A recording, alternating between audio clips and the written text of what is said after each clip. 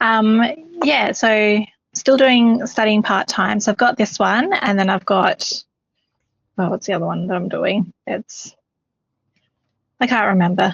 It's the first week. Oh, well, good on you for making it here. I was really thrilled when I saw your name there, so that's great. So I'm very excited to have you as a lecturer again. Oh, you're so sweet. Honestly, that's lovely that you said that. So yeah, this is I know you shouldn't have favorites, right? Children, units, whatever. But this is totally my favorite unit because I love research. And I wrote this one, and yeah, I just think research is fantastic and so much fun. Glenda, do you want to, I know you're in the class last night, but do you want to introduce yourself and just say a little bit about yourself to folks and, other units you're doing, what do you like to achieve in this course? Take it away, Glenda.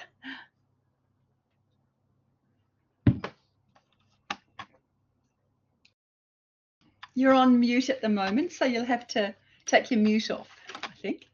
Sorry, I forgot. I was started talking already, and I was didn't realize it was on mute. So yeah, I'm currently studying full time. Yeah, and I also work full time. So let's see how I'm going to manage the time. Also, I'm a mom of 4, so it's busy, very busy. I don't know how I'm going to actually manage my time, working full time and studying full time. But I am excited and I'm happy that I finally pursue further study, just to upskill and all. Yeah, I feel like I'm stagnant at the moment, and my brain is rusty. I want to learn and learn something new, or the trends, and yeah, hopefully I complete and pass all these units. Oh, I couldn't hear you. You're amazing. You're a Wonder Woman, working full time study, and 4 children. Holy dooly. Incredible. Good on you. Anyway, I'm sure we'll have some fun in this unit. And Mindy, would you like to introduce yourself? I've had Mindy in another unit, so that's awesome as well. Do you want to pop your camera on, Mindy, and just share a little bit? Hello again.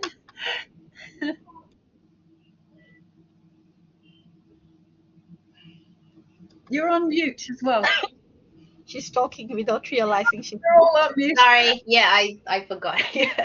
Hi everyone. I'm so this will be, hopefully I only got 2 more subjects to go, and hopefully I will graduate this semester. Fingers crossed. Wow. Yeah. That's pretty close, hey? Mm-hmm. Yeah. It's been a long time. I think maybe 4 or 5 years just doing part-time, 1 subject, 2 subjects. Guess I have a child too, and just it's hopefully we'll finish this year. I'm looking forward to it. And with this subject, I guess we'll learn more how to do, to think critically and to just as a researcher, teacher, which I guess, especially in the early childhood field, it's good to add that into, but also in the primary school. I'm doing both, so yeah, primary school and early childhood. I don't think people realise, Mindy, I'm glad you raised that, because I was going to talk about that. This degree qualifies you to teach in the prior to school years, but also school years, transition or prep right up to year 6. I don't think people realise that. But you're actually... these course? These masters teaching? Yeah, you can teach. This is 0 to 12. You can teach all the way up through primary. What I find is most people that do this course don't really want to do that. They want to teach in the early years of primary or in the prior to school years. But it does qualify you to do up to, year 6. I actually completed bachelor's in primary education, Oh, wow. but that was like ages ago. That was back in 2007, like ages ago.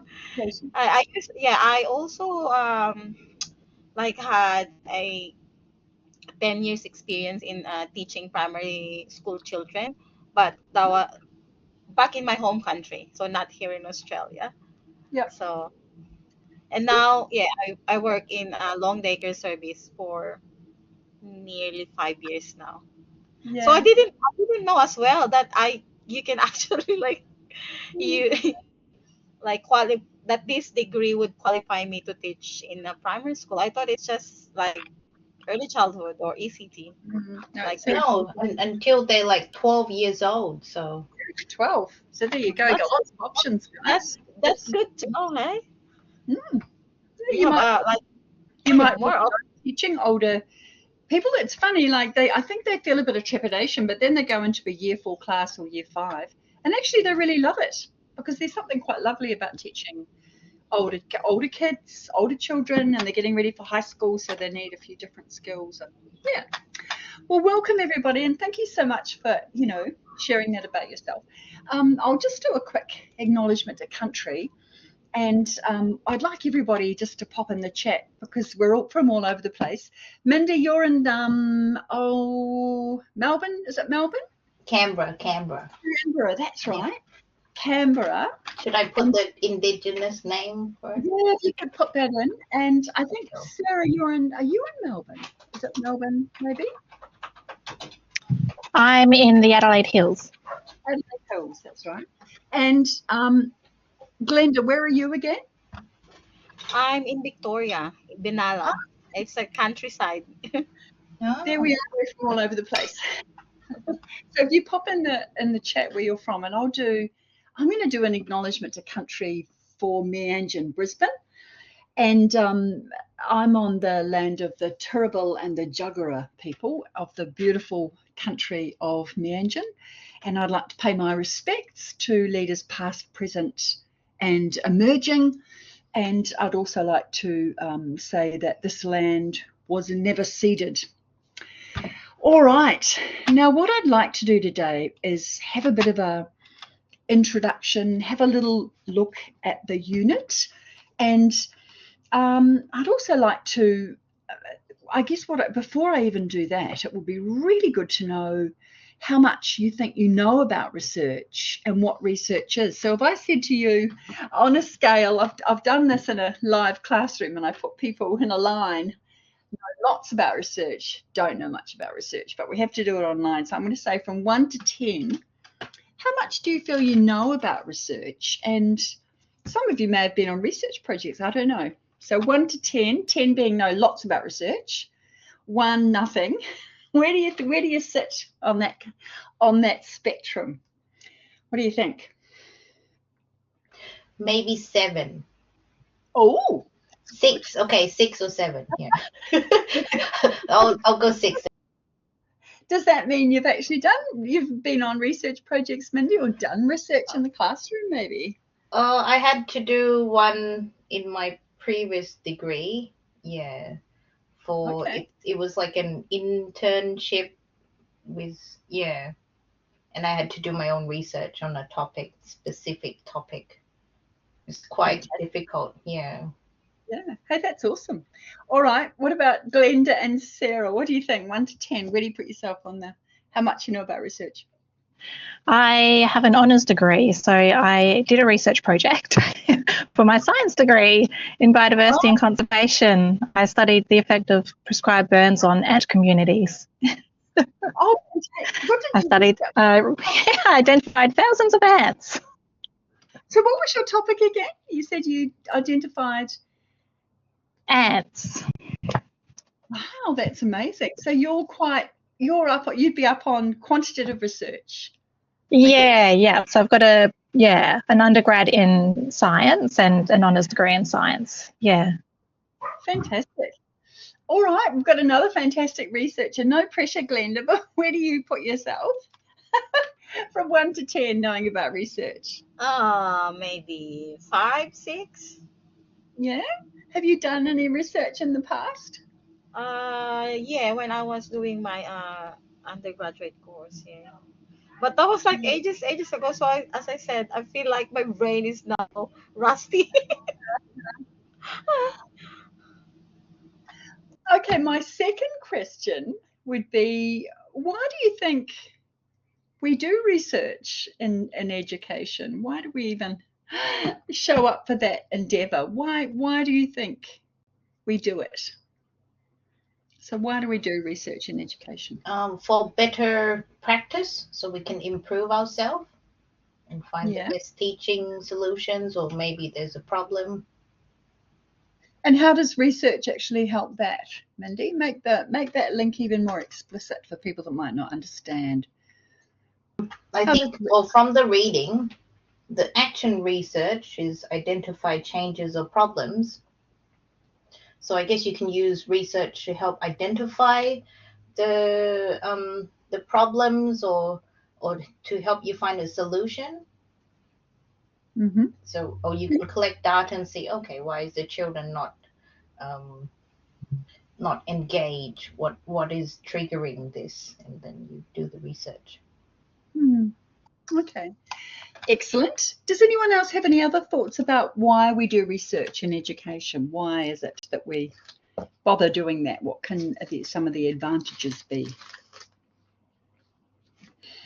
To find out more about how children learn and how to best support that learning.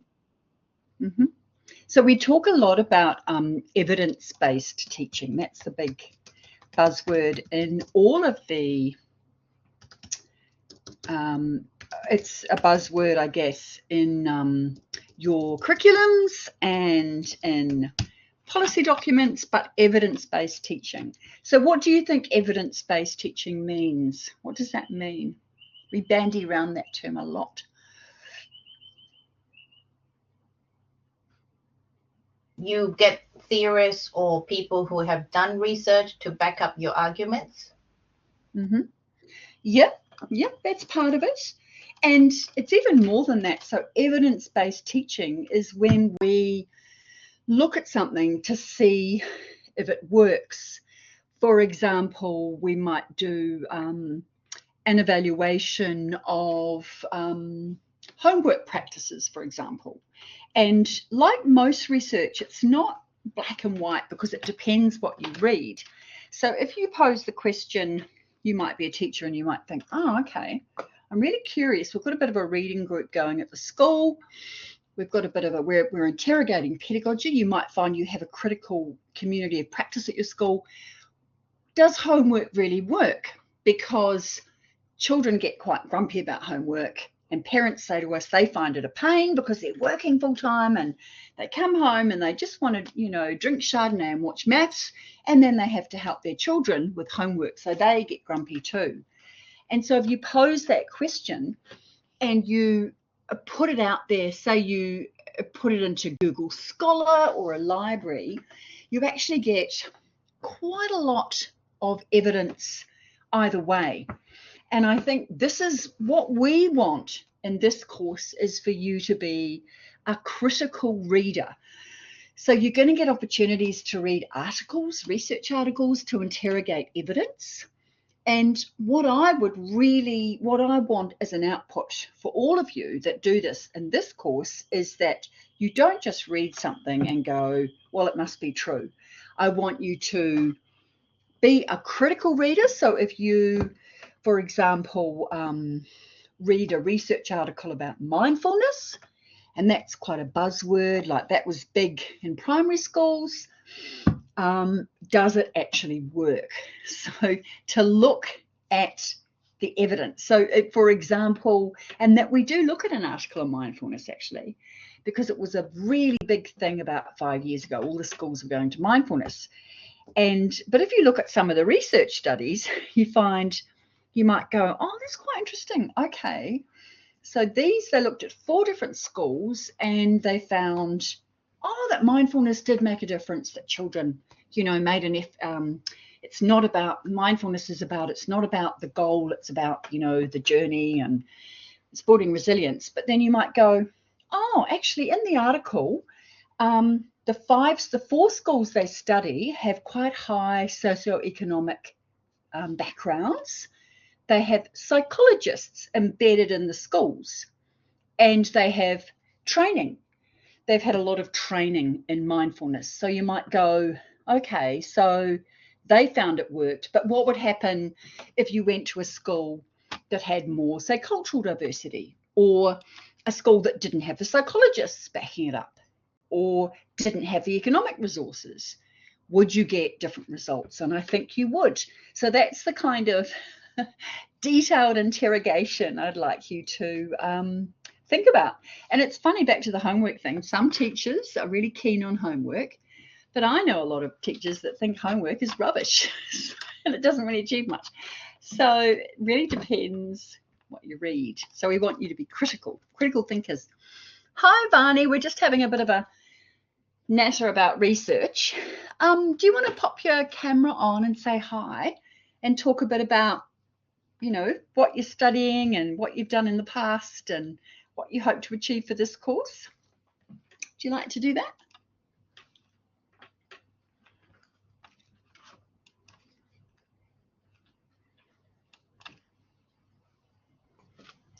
Fanny, can you put your camera on?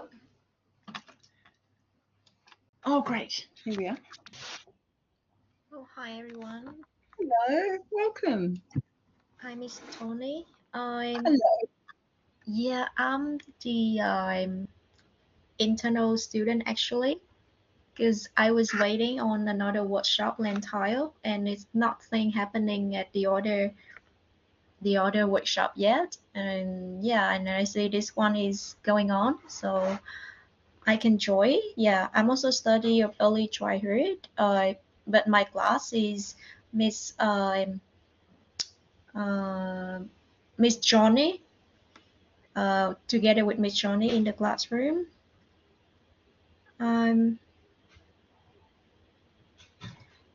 Yeah, so I'm so sorry I'm unable to hear you. Are you full-time, Varney? Oh, yeah.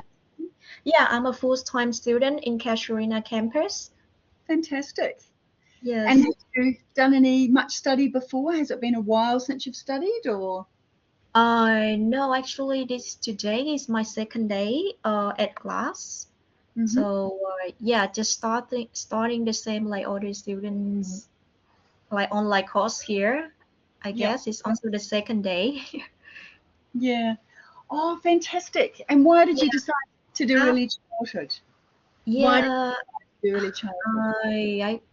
I think I like children. Yes, before that I didn't really like to work with children that much, and now I'm growing older, and I feel like, oh yeah, actually I like them, and just prepare for my motherhood in the future, so I know what to do. Yes, how to educate my kids as well as other students. Yeah, and we just had a bit of a quick quiz before about, I asked everybody how much they know about research from 1 to 10. 10 being you know lots about research and you've been a researcher, or 1 is you don't know very much about research. Where would you put yourself in that? Do you know? Lots. Yeah. Do you know much about research? Not really. Yeah, I was like a lot of struggling in classroom today and read about it, research approaches and many things about it. Yes, they are with many difficult works in the research. Yeah. Okay. All right. So. Okay. Well, welcome. So you're at the beginning of the journey, and yes, you're at the beginning. I'm so sorry. So like, am I able to join your class or no? No, that's fine. That's fine. Yeah, Yes. great. Sometimes have internal classes jumping in, and I think it's still a good idea for you to go to the internal classes, but you're well with Joe in the mornings, but you're welcome to come to these ones as well. That's fine. Yeah. Thank you. That's okay. So what I'd like to do is just do a bit of a navigation around the unit and just have a look at what's there and point out some of the things that you should be thinking about. Again, who's had a chance to sort of get into the unit and have a look round and maybe have a look at the unit information? Has anyone done that, or you've all been too busy? Maybe too busy? Yes. I have looked through it. I didn't get a chance to watch the marshmallow video yet, though. And the other one. We might watch the marshmallow video because it's actually quite funny. Do you know anything about the background to it, Mindy? Do you know it's quite a famous, it's a famous. I think it's just like, I just read something a little bit about it. It's like, so you give the child the marshmallow first, you offer them first, but then if they can wait, then they can get 2 marshmallows. Yeah, so the objective of the research was the hypothesis, if you like, of the researcher is that if you can wait for something, it was about delayed gratification.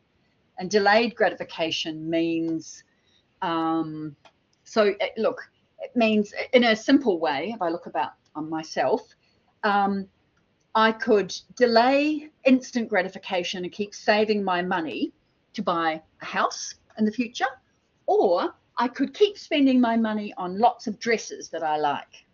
So one will give me instant gratification, the dresses, but the delayed gratification will probably give me more, so I'll have a house. So they tried it out with children because the theory about delayed gratification, and we might watch the video now, was they said a child's ability to delay gratification and wait was a predictor of outcomes in adulthood. They said those children that can delay, not eat the first marshmallow and wait for when they get 2, will do better at school, have better relationships, so in terms of their life trajectory. But again, there's been lots of criticism of the experiment because that's quite a big generalization to make from that experiment. So I think we should probably look at the marshmallow test now, Mindy, now that you've raised it. So let's do that because it is quite funny and quite famous, I guess. So let's do that.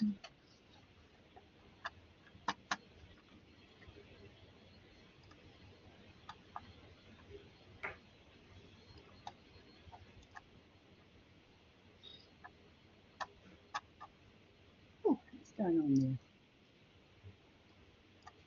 Sorry about that. I'll do that. I'll do that again.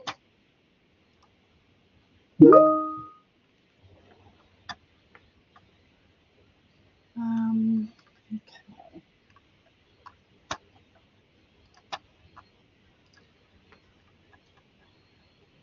So I hope you can see my screen. Oh my goodness, why is it doing that? I had problems with this yesterday. I'm sorry about this. I'm just going to try doing this one more time. Okay, share. Okay, I'll go into collaborate. Okay, so hopefully you can see my screen. Okay, so you should be looking at my screen and you should see the unit. Now I will, we'll have a look at the marshmallow test because it's fun and it'll get us thinking about research, and it's a famous piece of research with children. But then I'd like to go back and just look at the unit, point out the key things that you should be thinking about and in your planning and in your approach to this course. But let's have a look at the marshmallow test, which I think and I hope is in here. There we go. So I think I put it under here. Ah, there it is. Okay. So I'm just going to double check. Can everybody see this? Can they see my screen? Can you just give me a thumbs up to say, yep, I can see that? Says Mindy. Yes, says Glenda. You can see my screen, Sarah, I hope. Great. So I'm going to go back and I'm going to make it very big and we're going to watch the marshmallow test. And just if anything strikes you as new researchers, just see what you think about this. I'm interested in your thoughts. So here we go.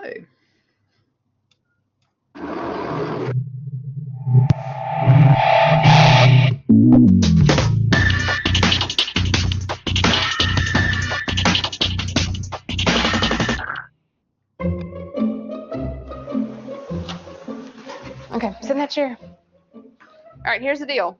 Marshmallow for you. You can either wait, and I'll give you another one if you wait, or you can eat it now. When I come back, I'll give you another one, so then you'll have two. But stay in here and stay in the chair till I come back, okay? All right.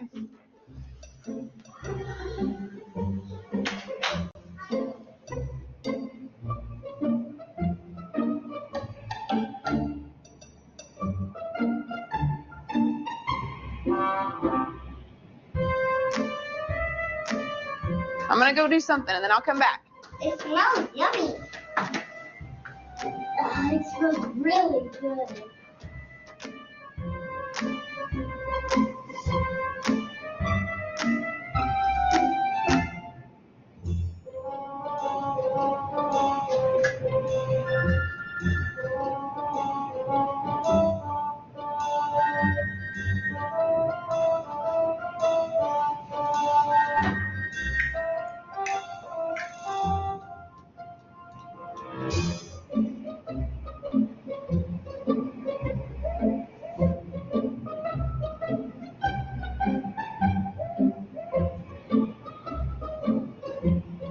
All right, so it's up to you. You can have it now or you can wait. Okay?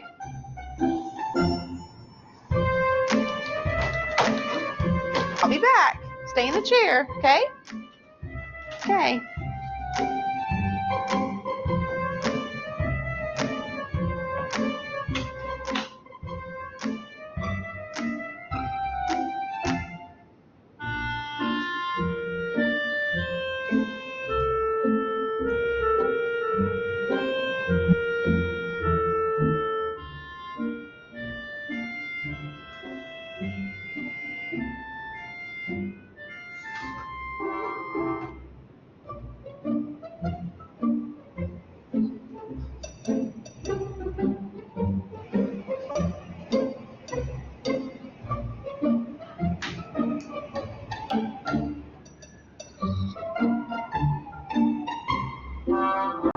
All right, so I'm gonna leave and then I'll come back, okay?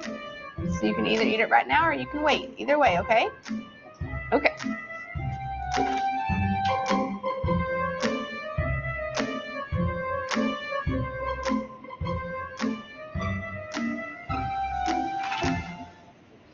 How'd you do? Did you do good? You did? Yeah. You wanted to eat it, didn't you? Yeah. So did I tell you to give you another one? Okay, now you can have both. You need them.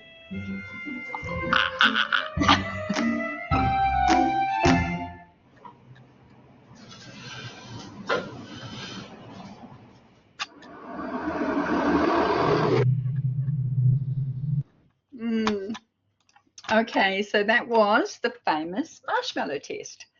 And like I said before, it was testing delayed gratification, because there is a theory that said if the child can delay gratification and wait, then they're better equipped to do well at school and flourish in the future.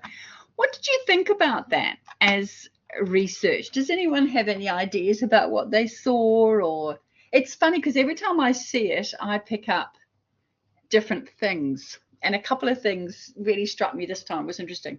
Does anyone have any thoughts about that? I think some of the children, they look like they're not all the same age. Like the little girl that ate it looked like she's the youngest one there. So Yes, that's my guess, and maybe that's yeah. why.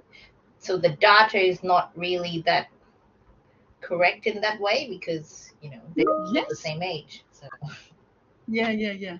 So you're right. I mean, because they will not have the cognitive capacity, will they, Mindy? They haven't been on the earth long enough to develop that. See, that That's little right. girl, I reckon That's she the would be thing. 3, or maybe 3, 2.5, 3. Yeah, Whereas maybe one of- she's 3 or something, and one girl is like quite older. Maybe she's Yeah, 8 or yeah, something, or 7 or 8. Like that yeah. girl is really older. Yeah, I would have licked the marshmallow and blow it. That's so funny. So that's great. Now that's thinking like a researcher, because you have to make sure it's a fair test, right? For that to be a fair test, and if you're going to make lots of wonderful pronouncements about that, you have to make sure that the children you're studying would ideally be the same age. That absolutely makes sense. So in theory, they're probably, I don't know, they're at sort of a similar stage of developmental domains, physically, socio-emotionally, and cognitively. So that's a great pickup. I picked that up too. What else did anyone pick up in that piece of research? Any other thoughts about that? Yeah, maybe their comprehension of what they're actually asking them to do. Some of them look like they didn't actually understand what was being asked of them. Yeah, and was that an age thing, or? It could be an age thing, but it could also be, socioeconomic sort of thing, like how they've grown up. Could be any number of things. Could be, learning difficulties, or there's a wide range of things that could affect how they're comprehending what is being asked of them.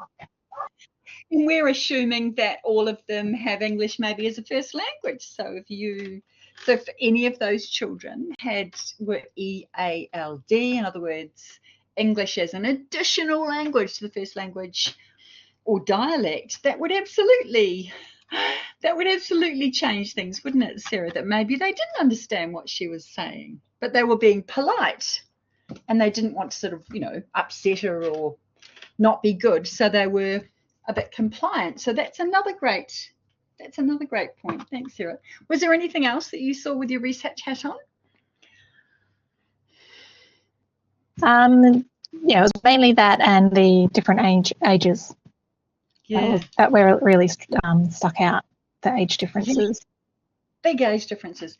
It was funny though, wasn't it? Like the little boy that did manage to get through. So he must have been about 4.5, I reckon. And all the different distraction techniques they used, they were doing everything to distract. I thought that was so clever. So they're working out their little strategies, aren't they, about how they can just not think about the marshmallow. So I thought that was quite clever, the way they all did that. Does anyone have anything else that they want to say about the research? Did you have your hand up, Glenda? Sorry, did you want to say something? I saw your hand up before. Yeah, you've got your hand up, Glenn. Did you want to say something? That hand up was ages ago. So it's not, you don't want to say about anything that, but I also think, for me, like maybe some other factors why children can have patience or say wait longer, or others couldn't wait longer. Maybe some kids or are hungry, or I don't know, maybe. Yeah, exactly. I mean, that's the other thing, isn't it? This is wonderful. You're all just asking the right questions. Maybe some of the children had lunch before they came and they weren't hungry, so they could delay gratification. Or maybe dad or mum was running late and they didn't have lunch and they were starving when they got there. So they just gobbled it down. So there's so many variables to this one, actually. And like I say here, researchers, so this is what the researchers proposed, that children who are able to wait longer for the preferred rewards would tend to have better life outcomes, educational attainment, body mass index scores, sustaining relationships, buying houses. It's amazing the stuff they project for children. But interestingly, replication attempts, so the attempts at the same experiment but with a more diverse population, show that that's not, those results are not so locked in. And actually, the replication studies, the other studies that are done with diverse children, suggest that economic background rather than willpower is the thing that predicts how well a child will do in life, not whether they can wait for a marshmallow. So it's a bit more complicated. But this is another thing that researchers do.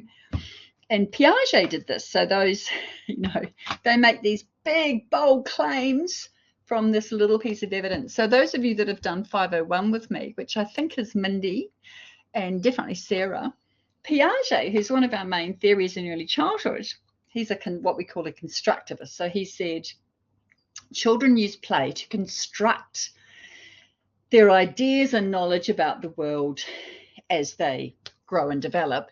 But he had certain stages. He's called a staged theorist, meaning at certain ages, children can do certain things, like babies.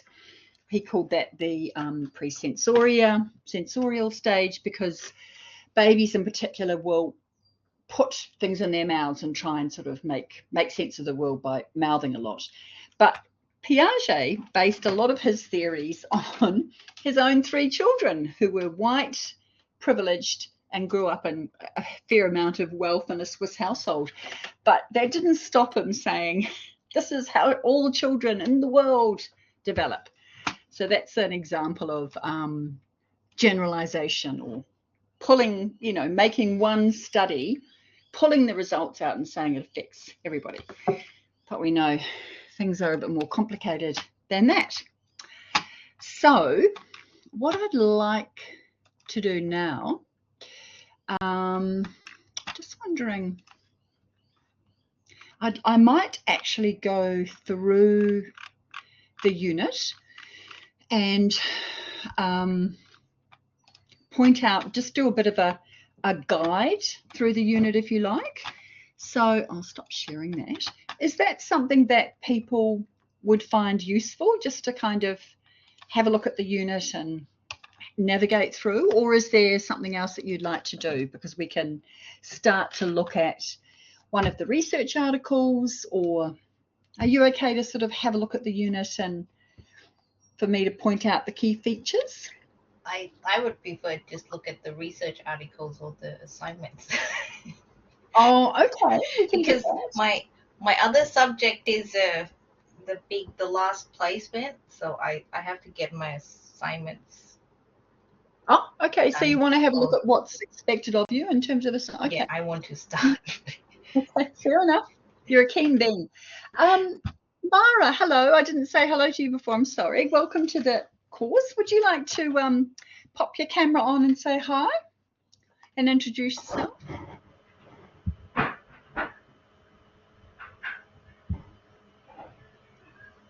Have you got a camera? Oh, there you go. Yes, I can. Hello.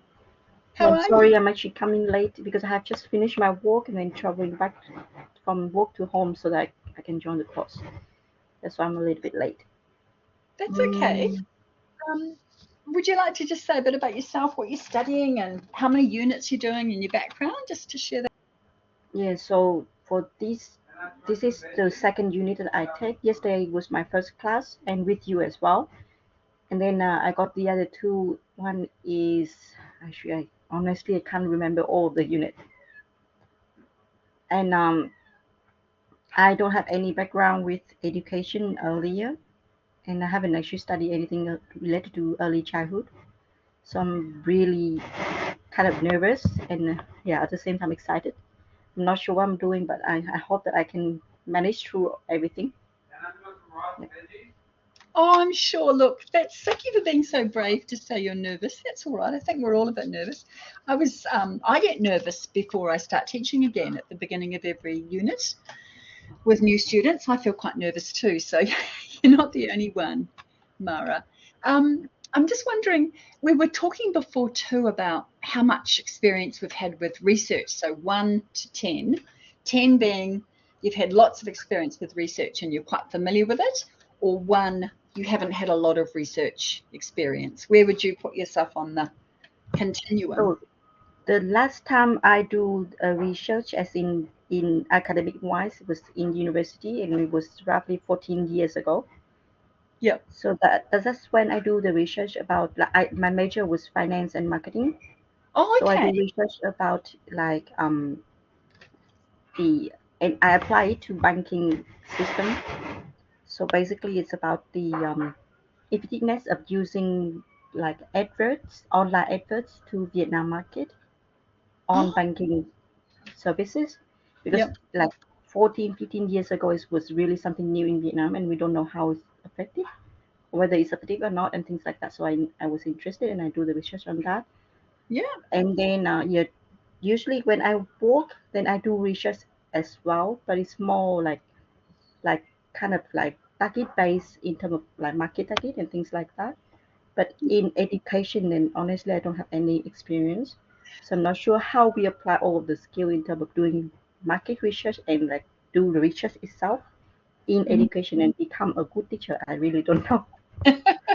Well, I mean, I would say you have done research, and that's wonderful. So you know about research methods. Yep. You know about, did you use surveys, I'm guessing, or something like that, or interviews? You did a survey maybe? Yep. Yeah, so you know So about surveys and you would have Yep. done mainly did you do quantitative data mainly? Yes. You were dealing with statistics and percentages? Yes. So you've Yes. actually got it. You've got lots of wonderful research skills already, Mara. So I need to refresh it, though it's so long ago already, so I'm not sure. that's okay. That's okay.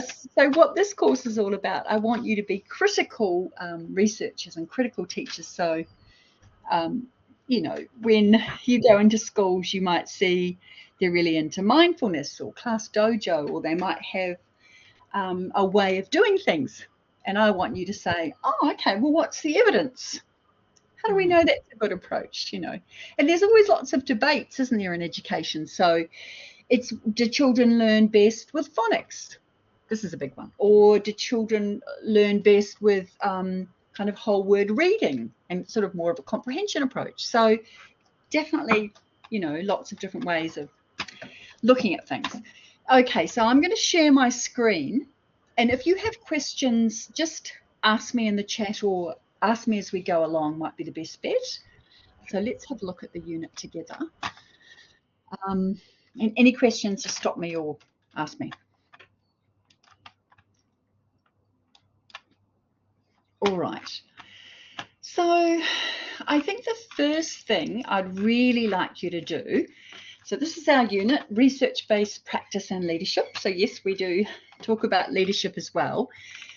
Before you do anything at all, I really want you to click on Start Here because, you know, it's called Start Here, so that's a good thing to do.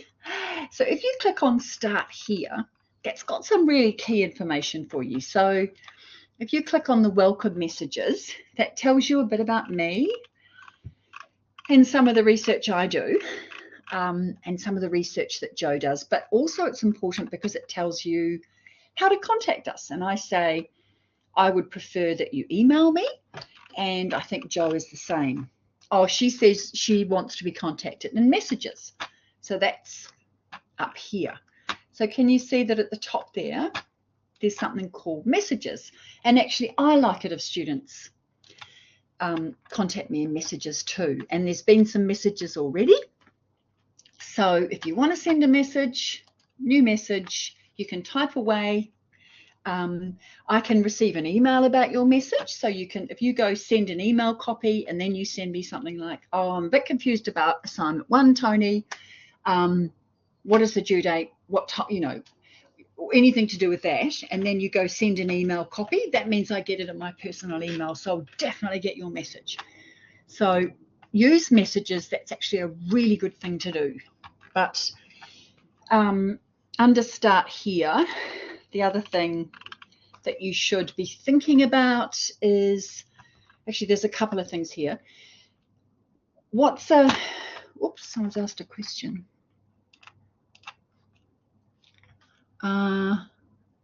Oh yes, absolutely, Mindy. It's a good way to communicate during group projects. And it's funny you should talk about group projects because one of the assessments, and I'll get to that in a minute, you are in a group working together.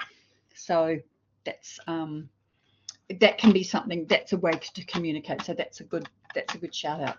So the other thing is, it would be really great if you hop on the meet and greet and introduce yourself to your colleagues, which some of you have already done, which is wonderful. So do keep doing that because that's how, you know, we get to know each other. So that's fantastic. The other thing in here that's important, oh, that detailed unit information. So this is important too. So this is like your Bible to the unit, really. So if you click on, the other one doesn't really matter, this one maybe, there we go. So hopefully you can still all see that. What you can also do is download it. So if you click here and go download original file, that's something that I would suggest you do, because this will help you work your way through the course. So it gives you again the detailed information about us, when the lectures are, etc.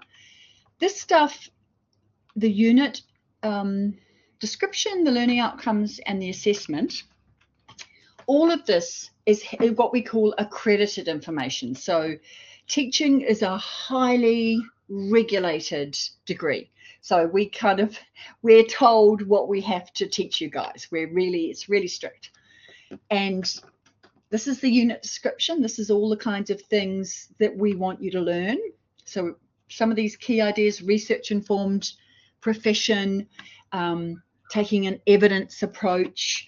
We want you to critically reflect, and then we want you to apply these critical skills. There's 2 assessments in this one, but the second one is broken into 2 parts. So don't be put off by the 70%, because that's ridiculous. That's far too much. So the assessments are, assessment 1 is made up, I give you 5 articles, Joe and I, and you have to write a very short critique of each article, but I'll show you that in the assessment area. And it's just building up your skills and knowledge about how to be a critical reader and how to read research, really. So that's worth 30%. So obviously each of your 5 posts is 6%. And I'll show you in the assessments too. That gives even more of a breakdown. And then the second part of the task description is for assessment 2, which is, like I said, 2 parts, part A and B. You work as a group, and the first thing you do is a literature review of an area or a teaching approach that you're interested in. For example, you might decide you're really interested in trauma-informed teaching. So we have an article about that. And a lot of our students are interested in a trauma-informed approach. What does it mean? What does it look like in a classroom? I want to research that because I think it will be useful when I'm a teacher. So in your group, you decide, okay, that's our topic. And then you do a literature research. So you look for maybe, how many articles do we ask people to do? Maybe 6 to 8. I'll have to have a look at the instructions. So you have a look and you do a literature review. You have a look what's available out there about this approach. So the first part is like your literature review, reviewing the research literature. And then you do an assessment, part B, still in your group.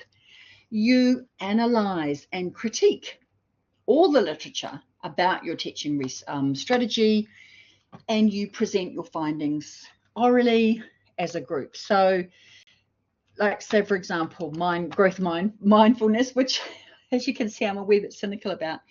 You might decide as a group, after reading all the literature and talking about it and looking at the evidence, that actually, it's not such a great teaching strategy. Or your finding might be it works really well in well-resourced schools that have an embedded psychologist, they have a guidance counsellor trained up. But in schools that are not so well-resourced, or maybe have a different, maybe they value different things culturally, for example, they have a different ideology in their culture, it doesn't work so well. And that's your finding. And you do that as a group. So there's 2 parts for that. And so the other thing, this is why you need to download this document. This gives you a week-by-week topic, a step through of what we're doing each week. So this week we're just introduction to research, why we do it, relevance for teachers. Yep, we've watched the marshmallow test. We're talking a bit about what research is, how it's relevant to us. We haven't had done anything from the reading, but I might ask you to do that for next week, because it's a nice simple textbook and I found it recently. I'm thrilled. So next week Week 2, we're going to look at common research approaches to studying early childhood. You've got a reading. I'm going to ask you to watch an ECA video on systematic observation. It's a main way we gather evidence on younger children. And then our workshop focuses, what do we mean by an evidence-based research, etc. And then we work through the topics week by week. Week 3, we're looking at bias in research with young children. And I'm trying to get a guest lecturer who's amazing, Karen. She is in charge of gathering all the data for the Northern Territory Australian Early Childhood Development Index, which is just incredible data, very useful for your planning as teachers. So I'm going to see if she can come and talk to you. So that's why I download this, because each week we just do a different topic. So we look at policy, of course, curriculum, the kind of evidence, neuroscience, longitudinal studies, working with Indigenous children, why that's so important, getting evidence, and then looking at research methodologies, different sorts of methodologies, and then we look at leadership. We look at more leadership and activism.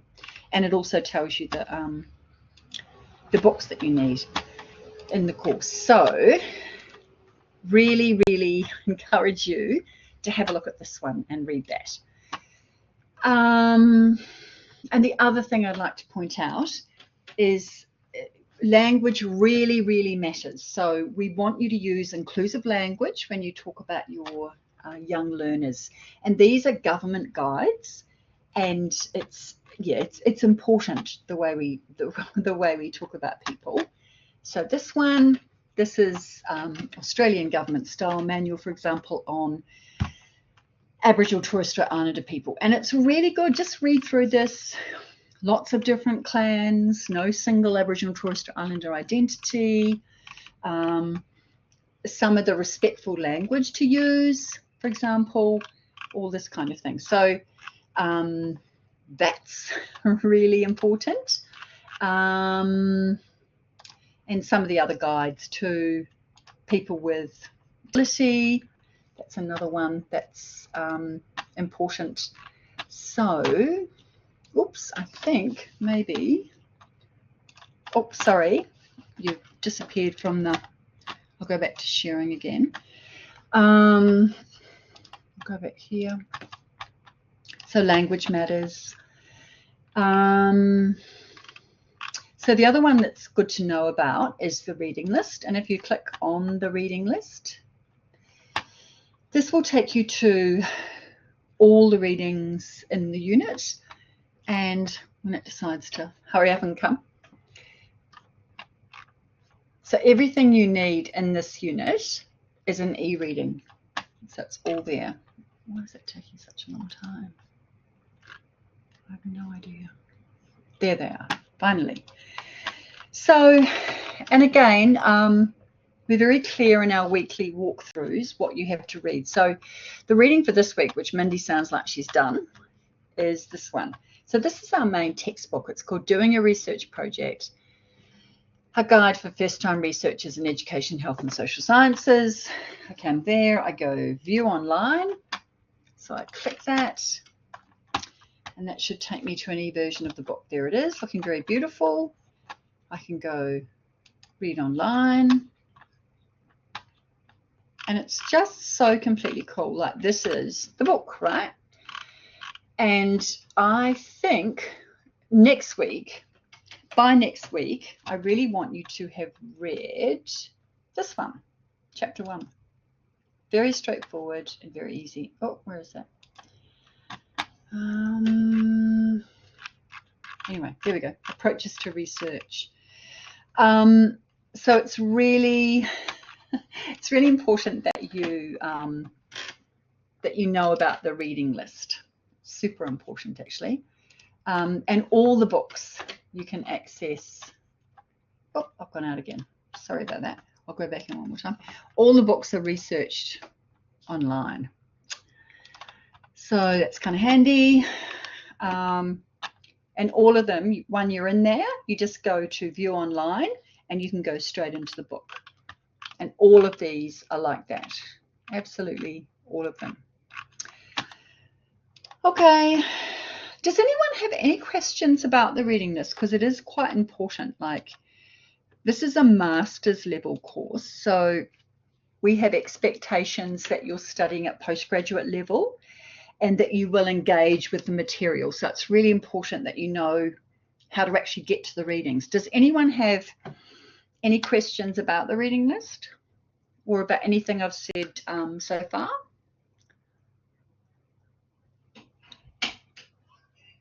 No questions? Okay. Okay, so if we go back here, now the information is, the content information is arranged by modules. So we have 3 modules in this course. We have Module 1, Introduction to Research. It's relevant for teachers, relevance for teachers, teaching as evidence-based practice, and leading evidence-based change. So to access the module, you click either on the title like that, or you can click on the down arrow. And underneath here, you have the topics. So each module has maybe 3, maybe 4 topics, and then they have a review. So I'm just releasing them slowly so we can get to grips with each bit of information. Again, to get to topic 1, you either click on topic 1 or you click on the down arrow, and then it tells you all the things in topic 1, which is about an introduction to research. So overview and outcomes. It tells you about the kinds of things that you will see in this module. So that's quite helpful. That's like a gateway to the topic. Key concepts. These are the kind of ideas that we want you to think about. This is quite useful too, because that's another lovely video actually. It's getting you to think a certain way about working with children. So it's valuing all the experiences that you will bring to the course and asking you to think about that. But it's also asking you to interrogate some of your biases and some of your understandings that you have. So we're going to be critical. We want to be critical. So we come out of here so that we keep just working through all the topics. I think we've sort of talked about this, haven't we? What is your experience of research? I think people have started putting things on there. There's Sarah. Thank you, Sarah. So if you want to share that with your colleagues, just pop on there. And to share on the Padlet, again, is very easy. You just click on the arrow. You go, oops, hang on. You go click, and then you start typing. Just go, whatever, and then publish. And then you're on the Padlet. So please get on there and share with your colleagues. Topic notes, these are some of the key sort of ideas as well that we have in each topic.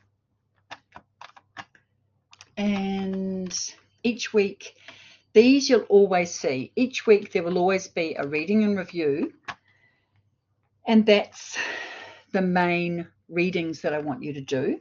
So I've said several times now, this is chapter 1 from your Bell Research, Judith Bell Research book, your textbook, and I want you to do chapter 1 by next week. And actually, this is quite useful if you haven't done EST510 with me on human development. This is quite good too. So this is Laura Burke, but it's out of print. So we used to have this as a textbook, but we can't now. This is a really nice little read too, just on the kind of history of how we've seen children, why we research them, the kind of things we look for when we research them. It's really a nice little read, actually. So that's why I put that one in there. But the key one is this one, Judith Bell. I want you to read that by next week. It's a super easy read, though. And each topic also has lectures and resources. So this week we looked at this as an example of research. This is a research lecture. It's a few years old now, but it's got some really good concepts in it, and I've taught off this for a couple of years. So if you just work your way through this, again, some of those key ideas about what research is, the kinds of research, for example, the kind of evidence. We've talked a little bit about this neuroscience, epigenetics, longitudinal studies, you know, cost-benefit studies, that kind of thing. So this is quite good just to have a look at. And this is some of the kinds of research that you will probably be familiar with. Systematic observation. I think we've got a really nice video for that next week. That's actually the main way we assess young children. But have a look at this because it's quite a useful little research lecture. So each week you will always have reading review and lecture and resources. And then you'll always have a summary where we go, okay, just to remind you, this is what we looked at. This is what we talked about. This is what you shouldn't have read. And actually that can be quite useful too, because you go, oh, I didn't get a chance to read that. I'm going to go back and do that now. So, and then it tells you what's coming next week. So any questions about how to kind of navigate your way through the topics? And those kind of headings, you'll see the same kind of headings under each topic. So the idea is that you're not going to be thoroughly confused. You know, okay, there's your reading and review. That's what I need to do. Okay, that's the lectures I look at. That's the key concepts. Does that all make sense to people, or have they got questions? Any questions with any of that?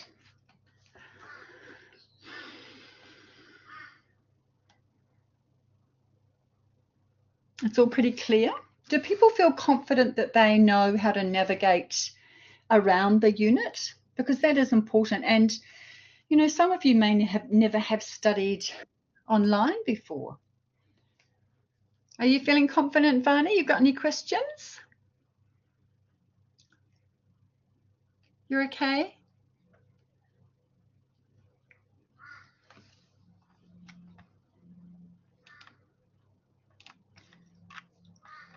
Any questions, Mara? All good? Okay. Actually, I have a question. Oh, fair enough. That's excellent. So, like for each unit, like for each, let's say for each topic, we are gonna have something to read. But what is the expected outcome for this talk? So it's like after we read, do we do summarize, or we are gonna discuss the next section or things like that? Yeah, that's right. So the idea is that you do your reading before this class.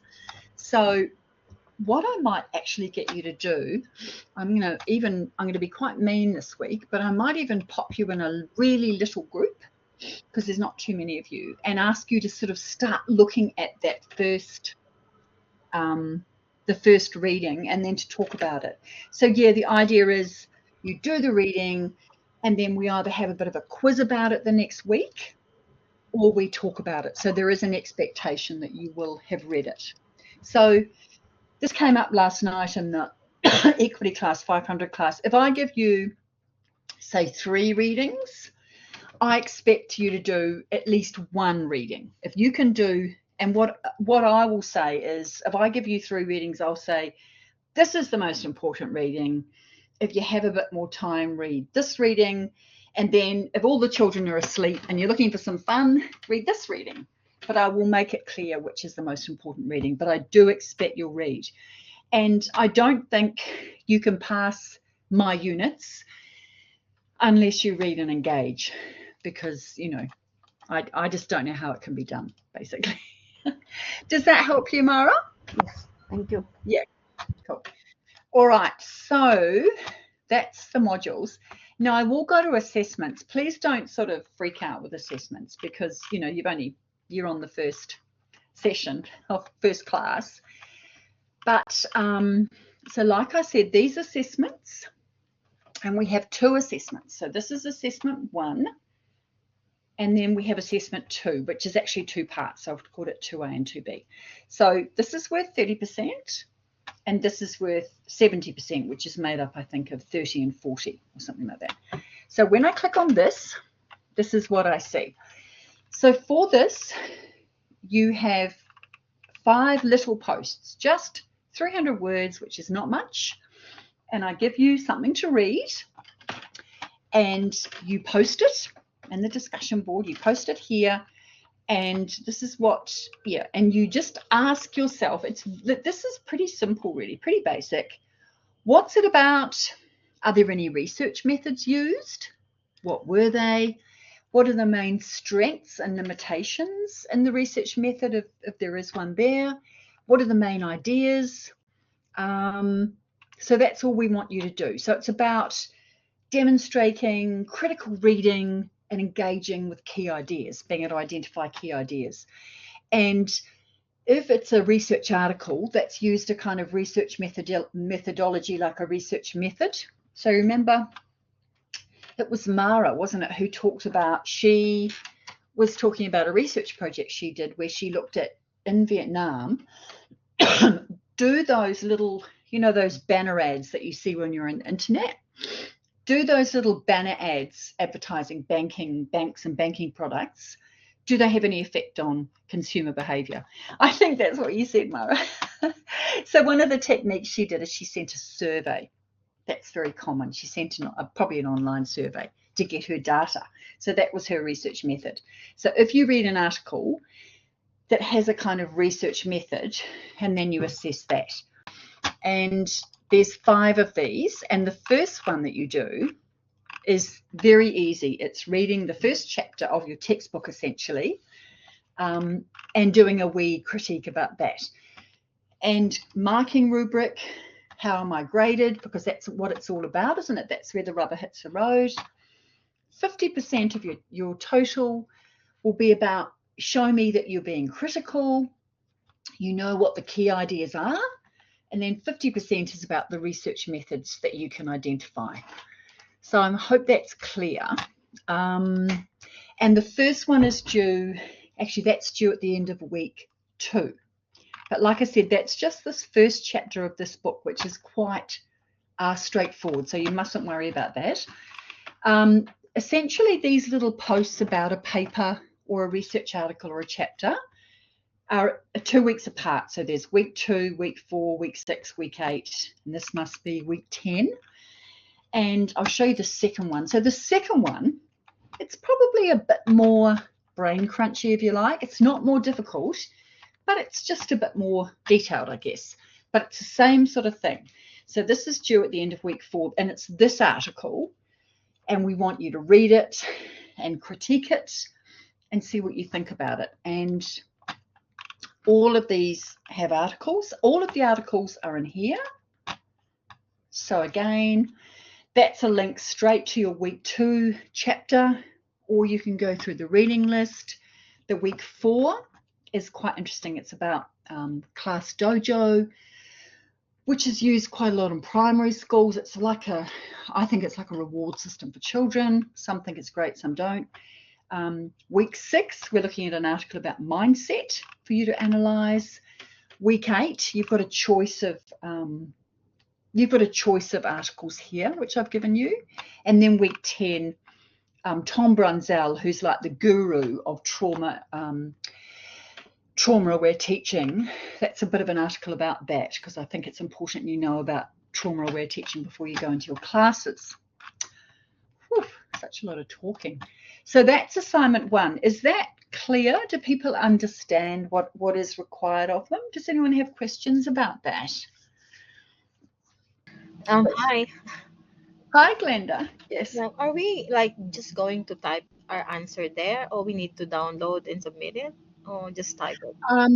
I think you can post straight. It's a good question. I think it's set up. I'll have to double check this with LearnLine. Excuse me, sorry. But I think you can just post straight in here. Just straight into there. That's great then. Yeah. A bit easier, isn't it? Yeah. And it's only 300 words. Please don't give me more. If you want to give me 250, if you can say what you say in 250, look, that's even better, because Joe and I have a lot of marking in this course. Please don't give me 500 words or 1,000 words. Keep it short, address the questions, and you'll be fine. Does anyone have any more questions just about that assignment 1? Pretty simple, eh? You feeling okay about that? So the first one, like I said, is due at the end of week 2. So Mindy, if you really want to get cracking on this, my suggestion is dive in, read this, and have a go at that, because I think you'll find that quite straightforward. That's a very easy little piece of writing on research. I don't think anyone will find that difficult. Any more Good questions? idea. Yeah. Mindy, what do you think? Are we allowed to start it anytime we want it, or Oh yes. Oh, of course. Yes. Of course you can. You can do it you now know if what? you like. I'm actually like waiting for a go signal. I was like, oh, should I do it? Oh no, I just think, especially, I think there's a lot to be said for jumping in. I think sometimes, especially if we anticipate something's going to be tricky, we almost kind of get a bit paralyzed, don't we? We don't do it. But really, the good thing about assessments and starting a bit earlier, because you can write something and then put it aside and then come back in a couple of days and look at it and go, oh, that's complete rubbish, and write it again. Or you can give it to someone else to read, like me, or you can give it to someone at CDU Language and Learning or writing support at the uni. And it gives you time to take on their changes. And because this isn't due until the end of week 2, if you keep working on it and fiddling, when you do submit, you can go, okay, I've had some professional help. I'm really solid about this. I think it's a really good piece of work. There we go. So it's really good to start early, because if you start late, and some of our more Mindy and Sarah will tell you, if you're scrabbling around at the end there, it's quite stressful, isn't it? I'm just talking for Mindy and Sarah here. But I find if I do things at the last minute, it's quite stressful. So. Yeah, very stressful, and you might get your references wrong.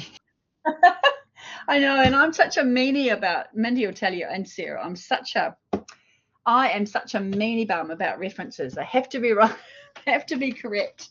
I'm quite... Yeah, Tony goes through all the referencing every bit. Oh dear, you think it's something I need therapy about, Mindy? You talk about it like it's a psychological problem. Maybe it is, I don't know. But see, if we're talking about research and evidence, to me, it's important that so what you have in your reading list, so what you're saying in your reading list is, this is all the stuff I looked at to give you this brilliant piece of work. And I go, okay. And like Mindy said, I look at what you said. Sometimes I check them if it doesn't make sense. So make sure everything you put in your reference list, you have actually used, because I can be a bit grumpy about that.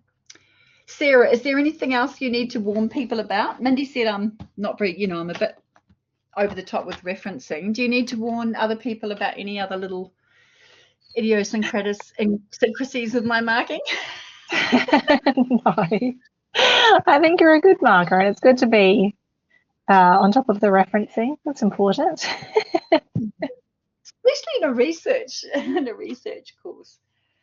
Do you have any questions about assessment 1, Sarah, about what's required of you? Or Mindy, do you have questions? No, I don't think so. I think you explained it pretty clear. Yeah. I was just thinking of assignment 2 and how, like, oh yes, how we would use this to build up to assignment 2. Is that like?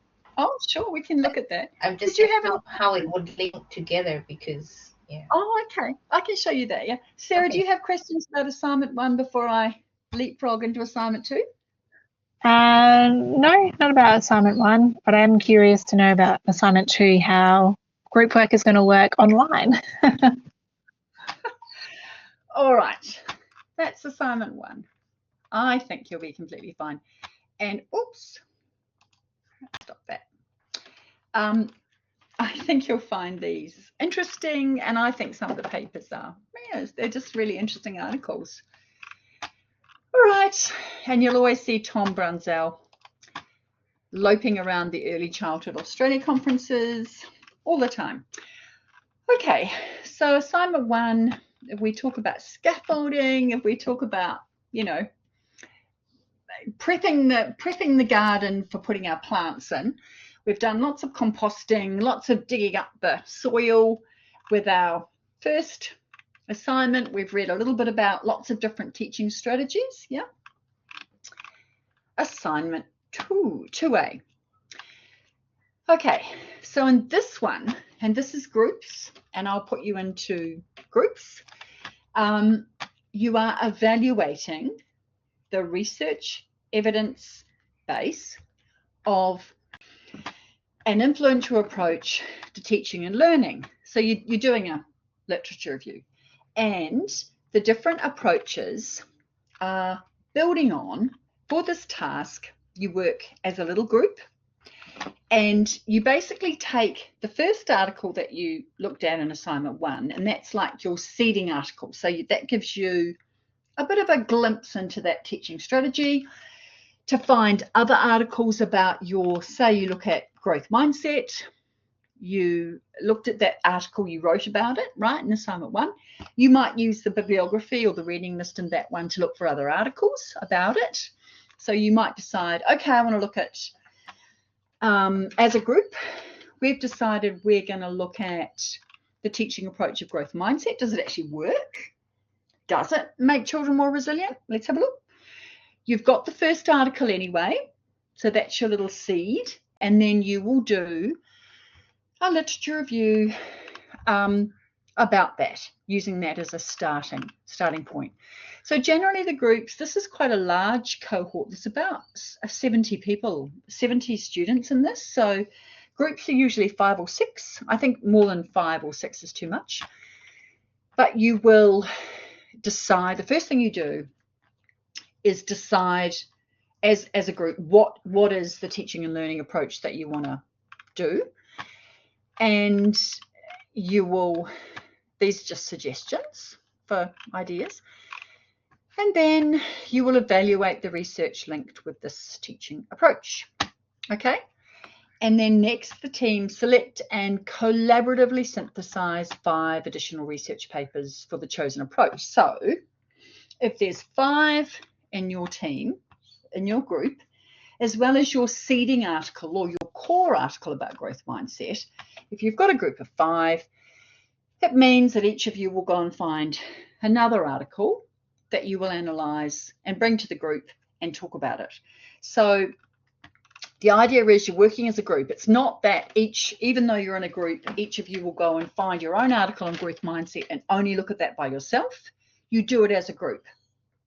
Okay, so Sarah, if you're in a group, if all of you are in a group, Mara will find a growth mindset article, and Sarah will find one, and Mindy will find one, and Glenda will. You'll all come back and you'll share and talk about what's in the article, remember? And that's called working as a team, and that's super important. So that's what you do. And this is all building up to an oral presentation. To make it a little bit easier, what I've done is design like a little grid for you to fill the information out. So the articles that you find about growth mindset as a team, what you can do is use, I just made this up, this little grid, just to help you really. And you can do this as bullet points if you like. So author, title, what's the teaching approach? What's the origin of the approach? What are the key ideas in the article? What are the key concepts, practices? What are the underpinning arguments? How's this going to work in the classroom? And then how does this article talk about its research method? Like, what did it actually do? What were the limitations? How was the data analysed? So that's just to kind of give you a bit of a way of a tool to help you do the analysis. And this is one that's been filled out. Must have been done by someone last year. Okay, so they chose, they've got 2 different articles here, and this is just an example. So both of these articles, I think, are maybe in the list of articles. But yeah, this is just them filled out just to show you what I mean. Okay, so that's 2A. Now, does anyone have any questions about 2A? That's the first part of our group assignment. It's pretty straightforward. I mean, getting you to get in your groups just like once you decide on your teaching strategy. The biggest issues I've had in the past is groups not agreeing about what they want to study. So someone really wants to do trauma-informed teaching. Someone is passionate about doing class dojo. So, you know, that can be the biggest hurdle, is finding the teaching approach you want. But once you've got that, you take the article you've already got, and you only need to find one other article, each of you, and then you've got that grid to fill out. So I've tried to make this as kind of straightforward as possible. Does anyone have any questions about the first part of assignment 2? Mindy. I do. So with the assignment, is it just a recorded verbal video presentation, or do we have to? So everyone, after you do the writing in the grid, then someone will have to compile and make it into like a literature review report, or that? Oh, I see what you're saying. Okay. No, well, no, for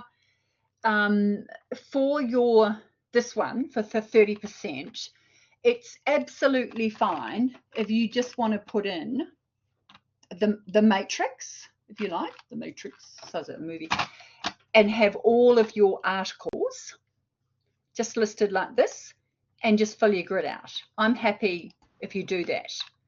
Okay, so as a group, we just submit that grid. That's it. Yep, that's what you do. Okay. And then, this is where the rubber hits the road. You've got that information and data, I guess. And in assignment 2B, once I can actually get there, oh, here we go. We're going to evaluate that. So you've done all your lovely data gathering, and as a team, you're going to look at all that beautiful evidence and decide, do we think growth mindset's a good idea? There was I'm just trying to think what some of the other, there was a range of articles. There's one on culturally responsive pedagogy. That would be an interesting one to do, because obviously you wouldn't say culturally responsive pedagogy is not a good idea. Your approach would be more, we talk about how do we implement, what sort of things do we need to think about for a culturally responsive pedagogy to be a good idea in a classroom, to work in a classroom, right? So this is the second part. You've got all that beautiful data from your literature grid. As a team, prepare and record just 15 minutes oral presentation. That's not very long, by the way. What are your research findings from 2A? So if you're going to do it, for example, the most common ways people do this is they do a PowerPoint and they embed the audio. And I think 15 minutes means you all speak for approximately 3 minutes. So you might have, again, if this was our group, Mindy has 3 slides, Sarah has 3 slides, Mara has 3 slides, Glenda has 3 slides, and it might be divided by topic. So if it's back to mindfulness, you know, you might have 3 slides on what is it? What is growth mindset? What do we mean by that?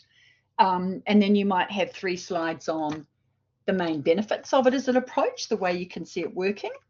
And then you might have 3 slides on weaknesses in the approach or vulnerabilities in it. And then you might have a summary, and that would be your group, right? You can do a YouTube. I'm not even sure if this still works. I'll have a look, because we have had people do YouTubes in the past.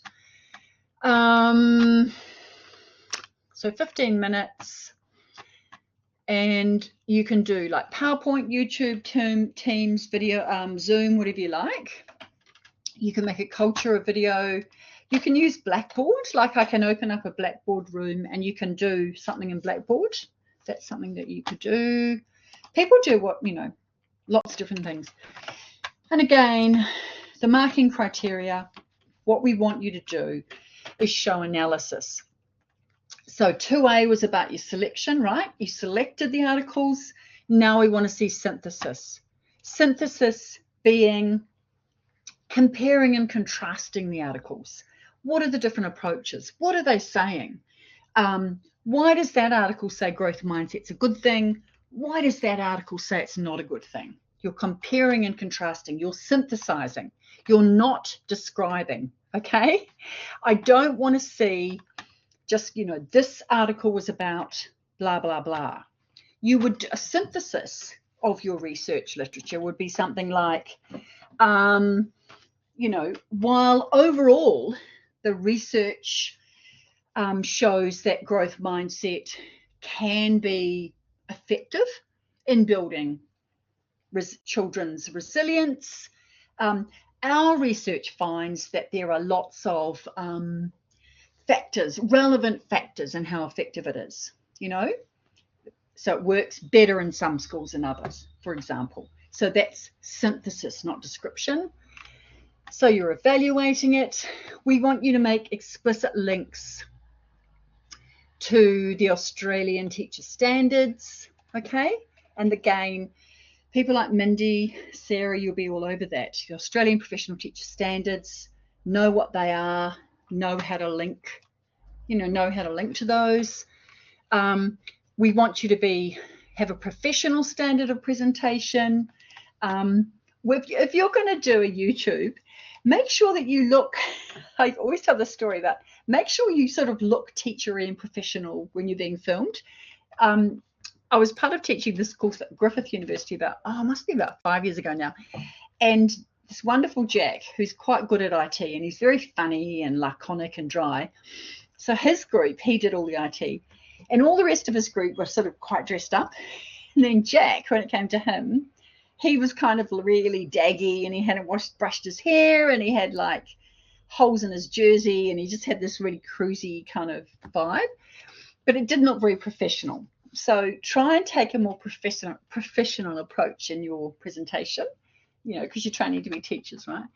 And then the other thing we want you to do is we've got a reflection criteria this time. So this is where you reflect on the practices of working as a team.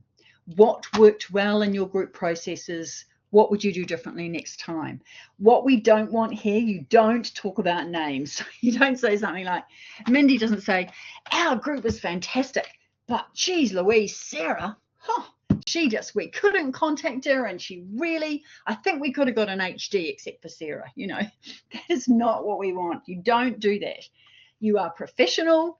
You talk about the processes, not the people, and you are positive and strength-based. So you say, okay, I was happy with the way it went, but it would have been better if we had better communication. We needed a better communication channel, maybe like WhatsApp, or, we were just trying to phone each other and that didn't work with the time zones or something. So we want processes. And then we've got some examples here, which you can have a look at. When it decides to actually, load. I was wondering how you would combine all the PowerPoint, everyone's PowerPoint and audio pieces together. Oh, well, you'd have to have someone. You'd have to have an editor, any group. So having taught, for nearly 10 years online with teachers like this, I think you need someone to pull it all together. So you need someone as the group leader, I guess, or the editor to say, look, this is how we're going to do it. You're doing those 3 slides. You're doing that. You're doing that. And then when someone sends you the slides, you probably do need someone to pull it all together so it looks, professional and has the same tone. So your audio can be different on each page, but you do need someone to sort of check it all. And yeah, so this is what these people have done. It's pretty cool. I think you have to download it to hear the audio, but and you see the link to teacher standards. They've done a lovely job with that.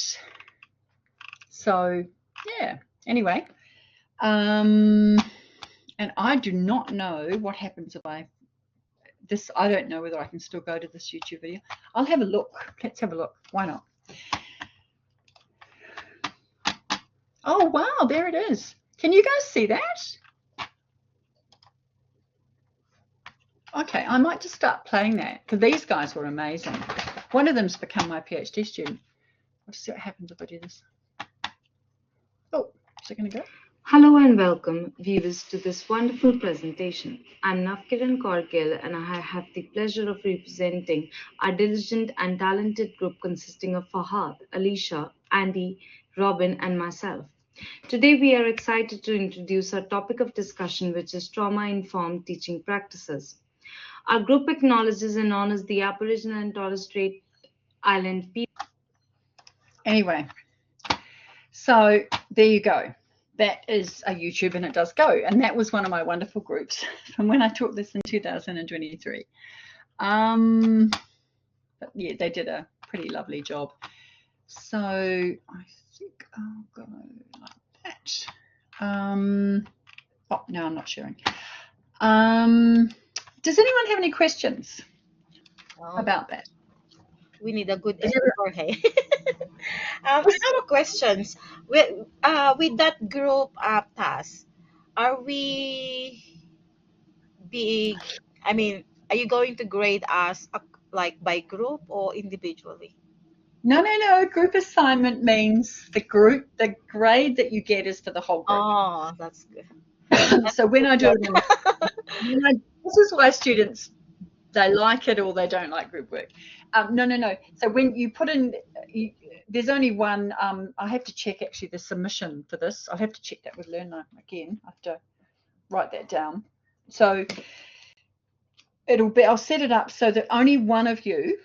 So again, if all of you are in the same group, if I say Vani is going to submit for all of you, she'll put it through, and then whatever grade she gets, that grade, whatever grade the group assignment gets, will automatically populate all the group members. So you only need to submit it once, and it represents, so whatever grade, it's all of you get that grade. So yeah, that's why it's so important to work well as a group and communicate.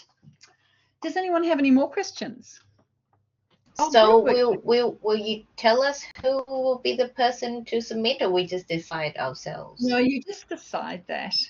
I mean, once Joe's and I put you in the groups, pretty much how you run is up to you, like how you communicate, Facebook, WhatsApp, email, however you do it is fine. And I think too, again, I need to check this. I don't think I had any group assignments last year. When you set up groups in LearnLine, they have a little facility where there's a little meeting. You can like meet and talk to each other in the group like facility on LearnLine. But that's a tomorrow job. I'll have to do that. To bring them tomorrow and do that. But yeah, I think you'll just love your group work. Have you done much group work up till now, Mindy? I have done 1, 2, maybe 2 group works, I think. Yeah. We use WhatsApp because everyone was all different times and everything. It was really hard to communicate. It was during COVID time and some people were sick and it was it was quite difficult, but we got through. Excellent. And fantastic. Glenda, have you got your hand up from before, or it's a new hand up? That was from before. Maybe I'll lower it down. I don't know. I forgot to lower it down. I do that in staff meetings and it's super embarrassing. And then sometimes when I try and lower it, I end up with like 3 hands up, which is really dorky. Anyway, it's all good. Does anyone else have questions about the assignment, the group assignment, the 2A and B? Sarah, Mara, Barney, any questions? No, it's all clear to me. Oh, I have one more question. Yeah. So, regarding the assessment, and it's the references. Are we going to access all the references just through LearnLine, or we can use other like reference out of? That's a good question. Yeah, well, I think you will have to, because even though you have that one article that you've already have access to because you talked about it in assignment 1, so you've got that there, you will have to use the library and do a library search to find other literature. So yeah, you'll have to use other references. So yeah, and again, it'll be up to you as a group. So again, if you choose the growth mindset, you might do something like go to the library homepage and type in, I don't know, recent articles on growth mindset or something, and just see what comes up. And remember, again, just think about when you're choosing your literature for 2A to put in your grid, think about things like try and get more recent articles. Just a rule of thumb in academic work, because things change so quickly in education, try not to go older than 10 years. So if you find something from sort of, and this has happened, 1982, I'll jump out of my skin, honestly. So please go with a more recent article. And again, just use your noggin. So something like, it's good to see what they're doing in other countries. But if your group, say you choose growth mindset, if your group only have articles from, I don't know, India, Nigeria, other countries like China, whatever, but you don't have any Australian ones on growth mindset, I might say, well, actually, Australia is a liberal democracy. It has a different political system than some of those other countries. So try and use articles that are relevant for our education system, and try and use articles that you can actually use in your teaching. Like, the idea is that this is a useful course, that whatever you decide to study, like the group that did the YouTube on trauma-informed teaching, one of the students got so interested in that, then she went on to really want to do something, so she's doing her PhD on that, so she's very interested in that. Try and find articles that are relevant for Australia, especially for our age group. So for example, you would look for growth mindset used with younger children as opposed to growth mindset used with adults, so just think about those kind of decisions on how you choose articles. Does that sort of make sense? Yeah, but that's the kind of thinking that we do as a group, So It's good to have like a variety of articles, contrasting articles. Again, ones to help with like the second assignment.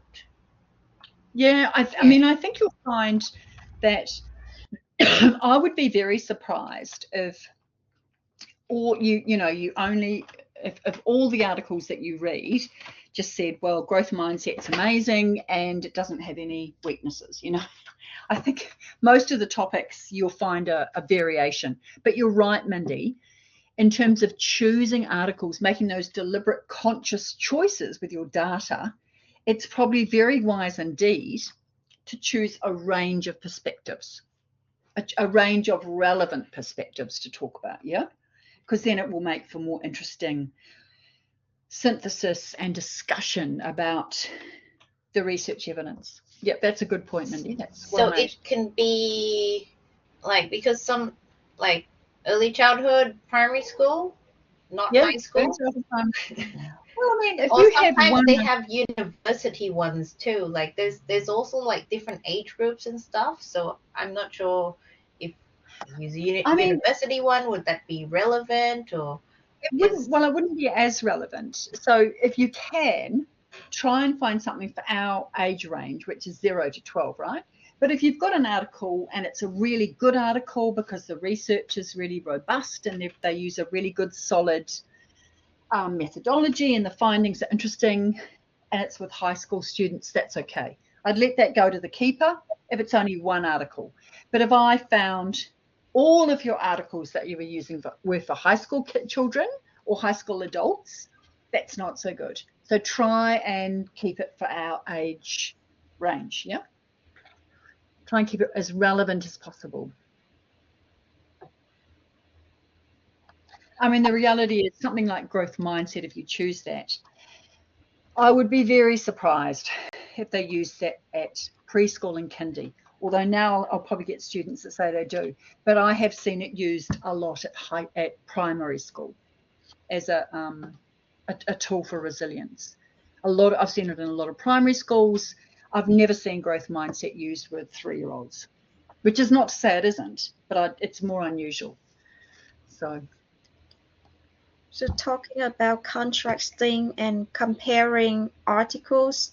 So do you have any examples like how to write them? Because for me it's really new. Oh, yes, of course. Remember too, don't worry, Vani, because the good thing about groups, remember, is you're not doing this on your own. You're in a group, so you're doing that kind of analysis and talking about it with other people.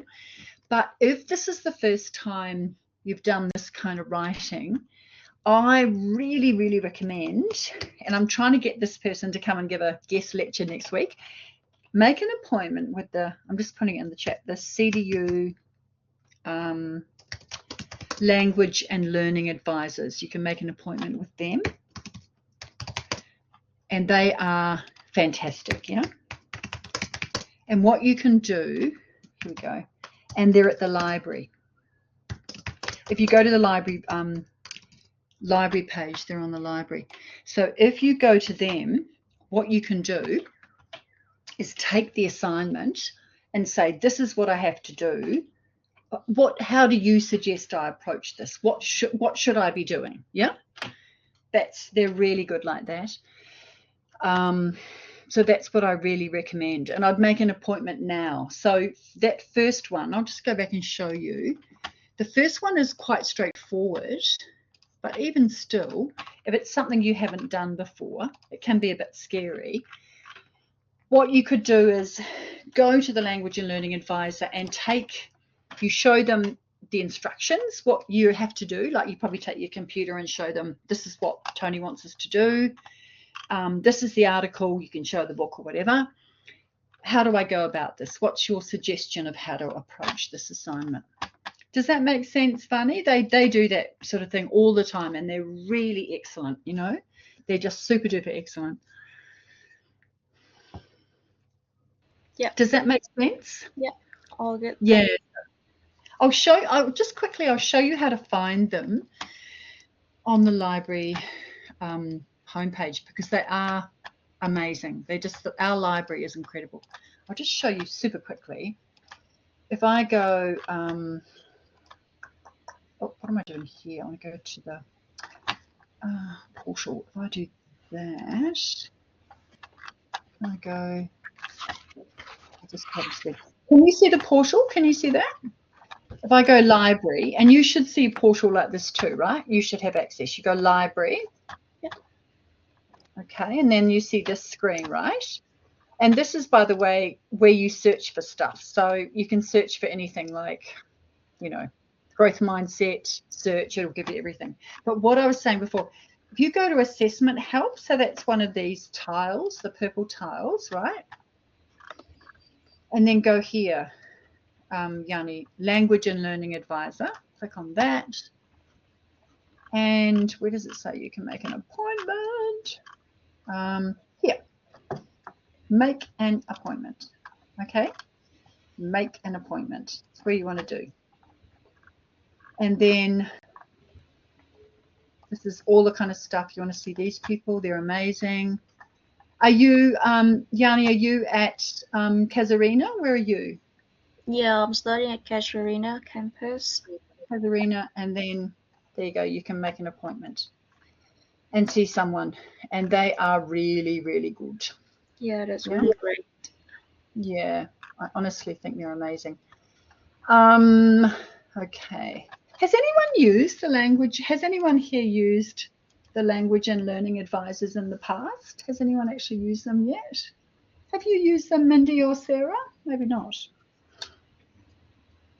No, haven't used. Okay. So yeah, I honestly think if you're feeling a bit nervous about academic writing, because it's a new, it's a new way of writing and it's a bit different, and studying at university and you're at master's level, so we have some expectations. I really recommend that you talk to someone there. And I'm trying to get the head of this, Belinda, the wonderful Belinda, to come and talk to you next week about what she does in these sessions. And Belinda's good because she also runs all the land type workshops, because you know that all of you have to pass land type. And I think you have to, for the primary Master of Teaching Primary, so I'm the course coordinator of that now. Students have to have land type before they can do their final placement. So I would be surprised if it's too different in this degree. You really need to pass land type. And we encourage students to try that as soon as possible, like try and do it in your first year, because you get multiple attempts. So keep trying. What you don't want, and we have had this in the past, and it's super sad, someone goes right through their degree, but they haven't passed land type. We cannot let that person teach. That's just how it is, because we have obligations to teacher registration boards in Australia. If you don't pass land type, you can't be a teacher. That's why it's good to start early, go to Belinda Holt's practice sessions online, and keep sitting the test. And you should also all be part of the land type unit. Yeah, you're on the land type unit. You need to check when those test windows are and do it as early as possible. In fact, some of you probably have land type, I hope. Mindy, you would have land type, yeah? Sarah, you would have it by now? Yeah, I did it. Was it last year, I think? Right. Yeah, I did them both. Yeah. I think you have to have the numeracy and the literacy as well. Yeah. So you must do that as soon as possible. Okay, I'll stop lecturing you about that. Okay, does anyone, I think we might wrap it up because it's probably all a bit overwhelming by now. Does anyone have any questions at all? Oh, thank you, Mindy. That's awesome. Thank you. Wonderful. It's just what chapter? I think it's in maybe section 2 or something. It just gives an example of how you would write a literature review, because if you're not too sure how it's done, it might help. This is very academical, but yeah, it might help. Yeah. Excellent. Thank you. That's kind of what when I was doing the Indigenous course, the teachers, we were like, oh, we don't know how to do the literature review. So she was like, here, take this document and you have to be this professional. We're like, okay. Excellent. Oh, I might use that as an example as well. That's awesome. I like getting you results. So what I want from you, and this is a very easy thing to do, is I just want you to do, can I even do this? No, I'm not sure I can.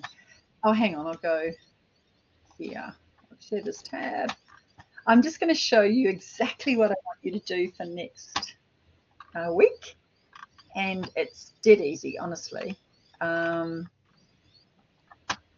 just want you to do that reading of the first chapter of The Bell. This one. That's what I want you to do. And I think you will find it very, very straightforward. And remember, it's in the reading list. It's an ebook. Chapter 1, Preparing the Ground, Approach to Research. So I'd like you to read that, make some notes about it, come prepared to talk about it next week. Because remember, your first assignment, which is due at the end of week 2, so Sunday midnight next week, all my assignments, when I say end of week 2, I always mean Sunday midnight, of that week. So let's chat about this next Tuesday, because on the following Sunday night, you have to write 300 words about this for your first assessment. So it will be a good practice to do that. So is everyone clear about what I'd like you to do for next week? Is that clear? I hope. Yeah. Great. Excellent. Does anyone have any other questions about the course or about anything really?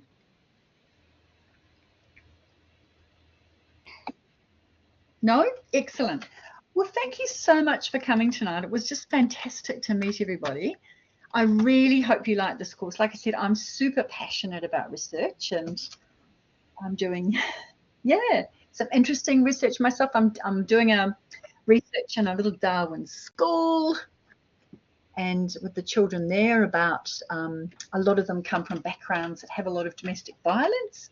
So teaching those children, about how to stay safe, safe people, languages for being safe. So you can do wonderful things. It's wonderful to see you too, Sarah. Honestly, it really is.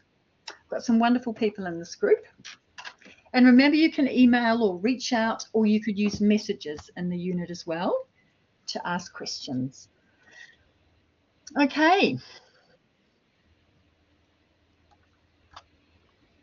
Mindy, you can always do something like, if you get, you can always send me the article and I can pop it in an announcement if you like, because it might be a good resource for everybody. That's another thing we can do. Okay, team, thank you. And I better go and feed my tribe. Thank you very much and have a great week. And I'll see you next week. Bye, Sarah. Good night, everyone. See you, Mara. Bye-bye. See you, Glenda. Bye. See ya. Yeah.